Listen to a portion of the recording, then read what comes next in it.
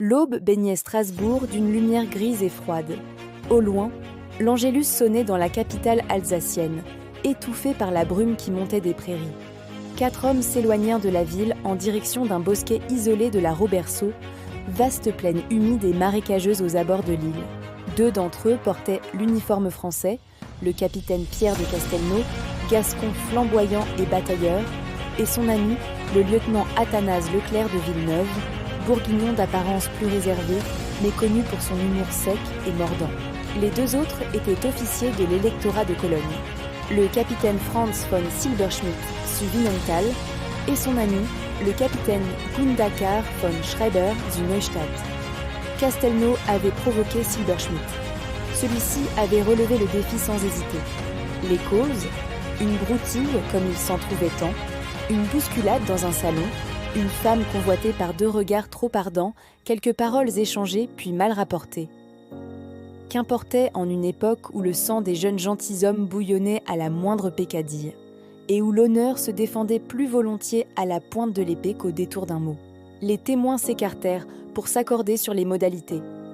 Le duel irait au premier sang, sans coup destiné à estropier ou à tuer. Chacun acquiesça gravement.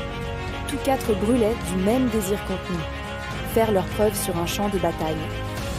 La guerre, déjà, attirait les jeunes esprits romantiques, ivres de gloire et d'illusions. Les 2 rivaux se placèrent face à face. Le colonel, par forme autant que par conviction, proposa une dernière fois la paix. Le Gascon redressa la tête, éclata d'un rire sonore et cracha un nom. Ils étaient allés trop loin. Castelnau voulait voir couler le sang de l'Allemand.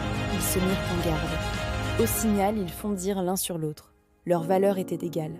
Silberschmidt excellait dans la précision et la mesure. Castelnau, lui, combattait avec un panache instinctif presque insolent. Les lames chantèrent dans l'air humide.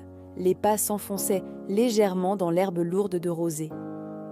Après de longues minutes d'échanges tendus, le Germanique aperçut enfin une ouverture. Il s'y engouffra sans hésiter et porta une estocade nette au flanc droit du méridional. Le coup n'était pas mortel, mais le sang jaillit. La règle était claire. Castelnau avait perdu. Villeneuve s'avança pour constater la blessure, puis serra la main de Schreiber avant d'échanger une brève poignée avec Silberschmidt lui-même. Castelnau, livide, fixa son adversaire avec un mépris brûlant. Il ne dit rien, mais au fond de lui, il se fit une promesse. Il aurait sa revanche. Ce duel ne serait pas le dernier. Ils ignoraient encore à quel point cette rencontre allait forger leur vie.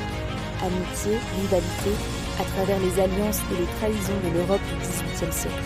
Et au-delà des étoiles. Abonne-toi, laisse un commentaire, aime et partage ce récit pour suivre leur histoire et découvrir leur allégeance au roi roux. L'honneur a encore plusieurs rendez-vous à tenir.